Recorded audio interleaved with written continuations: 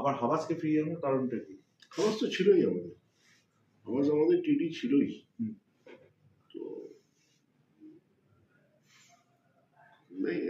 জোয়ানের যে ব্যর্থতাটা হচ্ছিল কোনো কারণে হোক, ম্যানেজমেন্ট সবাই আলোচনা করেছে, করে সিদ্ধান্ত নিয়েছে যে জোয়ানকে রেস্ট দেব এবং হাবাসকে পূর্ণ দায়িত্ব দেওয়া।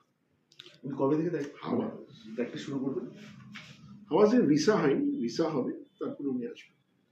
এবার মানে এই যে যেহেতু জানুয়ারি ট্রান্সফার উইন্ডোটা হচ্ছে, এবার মানে জোয়ান তো যা হাবাস ঠিক করবে তাই হবে। হাবাসের কথা মতো যদি উনি কোনো পরিবর্তন চায়, কার মানে কোন প্লেয়ারের রিপ্লেসমেন্ট উনি চাইছেন, all decision will be taken by Habas. এবং তার বিনিময়ে মানে তার রিপ্লেসমেন্টে কোন প্লেয়ার চাইছেন সেটাও হাবাসই ঠিক করবে। হাওয়াস সুপার কাপ থেকেই দায়িত্ব 8জন। তোমাদের অঙ্ক খুব কাঁচা। আশিক কুরিয়ান ইআইএফএ খেলতে গিয়ে সে এই ভারতবর্ষের জন্য তাকে আমাদের ত্যাগ স্বীকার করতে হয়েছে। তাহলে ভারতের জন্য আমাদের এই সিজনে কটা প্লেয়ার দিলাম আমরা? 8টা। তো সেক্ষেত্রে 8টা প্লেয়ার, এটা কিন্তু মেনশন করবে। 8টা প্লেয়ার আমাদের ইন্ডিয়া টিমে চলে গেছে। একজন তো ইন্ডিয়ার জন্যই তো ইঞ্জুরি হয়েছে, তার মানে সে তো ইন্ডিয়ার জন্যই গেল। তাহলে 8টা মেইন প্লেয়ার আমার টিমের নেই।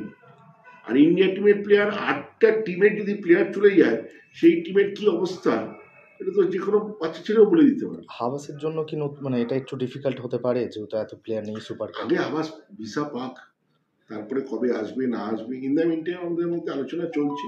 আমরা পরবর্তী সিদ্ধান্ত আবার আপনাদের খুব শীঘ্রই জানাবো। আজকালের মধ্যেই জানতে হবে, কোনো প্রশ্নের আমি এখনো উত্তর দিচ্ছি না। আজকালের মধ্যেই আমাদের পরবর্তী সিদ্ধান্ত জানাবো। ওকে। Extra time.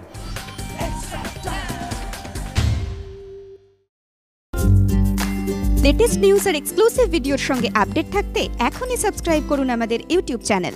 বেল আইকনে ক্লিক করতে ভুলবেন না যেন।